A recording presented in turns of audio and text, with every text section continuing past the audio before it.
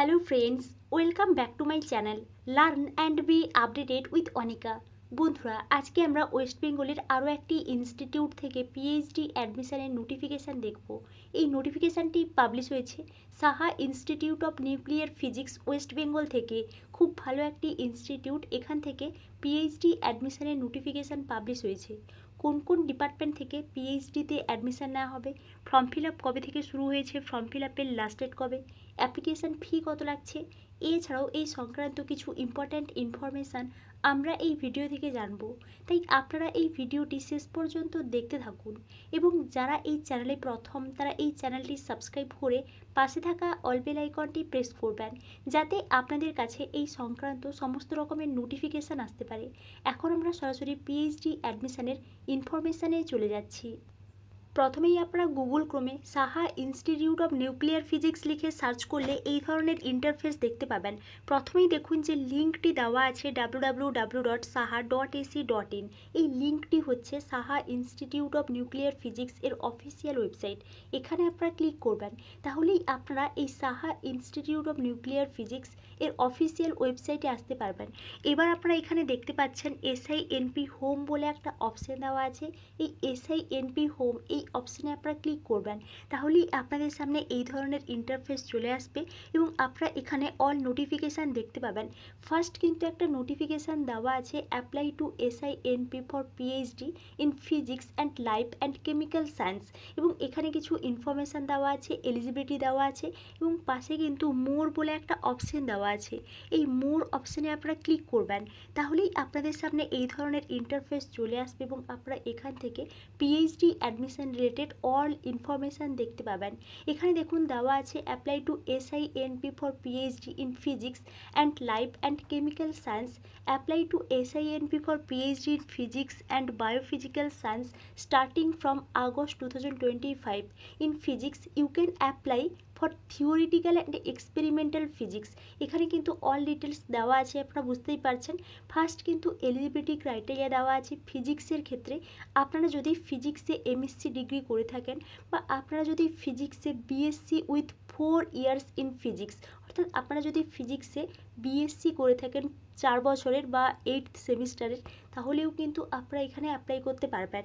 Next, এখানে কিন্তু life science এবং কেমিক্যাল সায়েন্স থেকেও পিএইচডিতে অ্যাডমিশান নেওয়া হচ্ছে।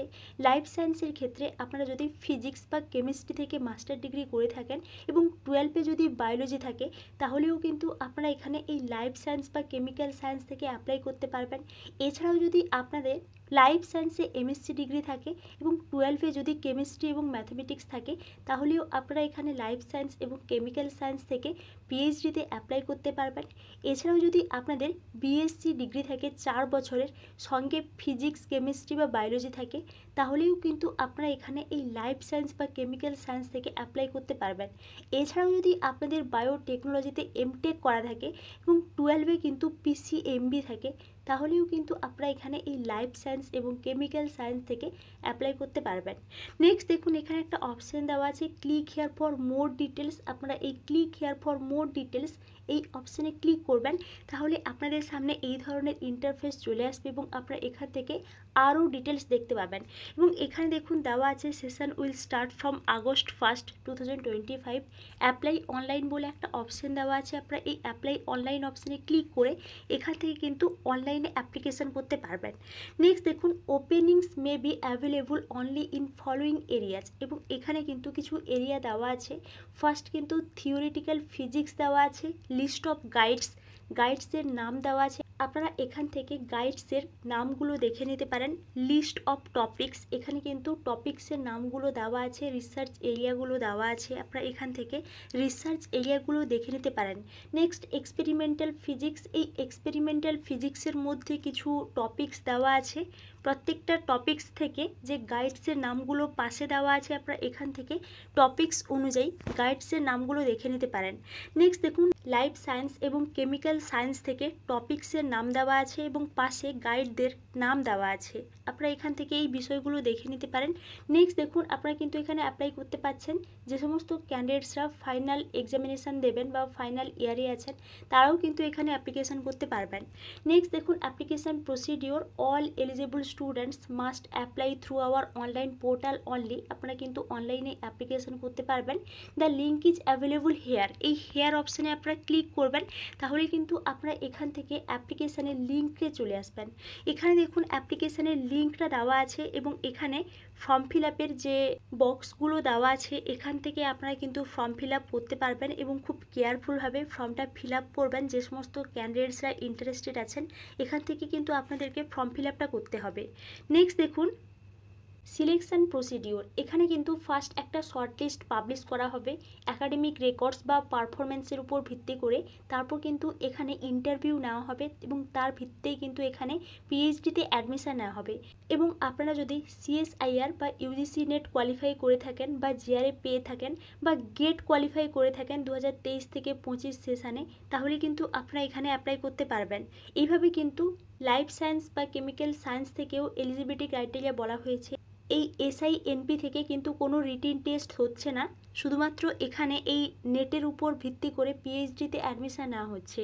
এবং এখানে কিন্তু অল ডিটেলস দেওয়া আছে। আপনাদের একটা শর্টলিস্ট পাবলিশ হবে এবং আপনাদের যারা সিলেক্ট হবেন তাদের কিন্তু ইমেলে ডাকা হবে এবং এখানে ওয়েব পেজেই কিন্তু অ্যানাউন্সমেন্টস করে দেওয়া হবে। নেক্সট দেখুন ইম্পর্ট্যান্ট ইনফরমেশান। এখানে আরও কিছু ইম্পর্ট্যান্ট ইনফরমেশান দেওয়া আছে। Fellowships and benefits. আপনারা যারা এখানে পিএইচডিতে অ্যাডমিশন হবেন তারা কিন্তু অবশ্যই জিআরএফ পাবেন বা ফেলোশিপ পাবেন এবং এখানে কিন্তু ফেলোশিপের অ্যামাউন্টটা বলে দেওয়া হয়েছে। যারা জিআরএফ পাবেন বা এসআরএফের অ্যামাউন্টটাও এখানে বলে দেওয়া হয়েছে।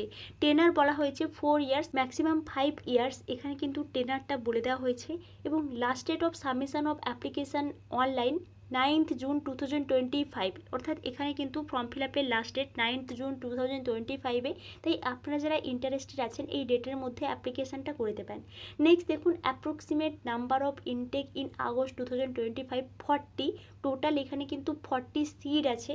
তাই আপনারা যারা ইন্টারেস্টেড আছেন তারা কিন্তু এখানে অ্যাপ্লিকেশানটা করতে পারেন, কারণ এই ইনস্টিটিউট খুব ভালো একটি ইনস্টিটিউট।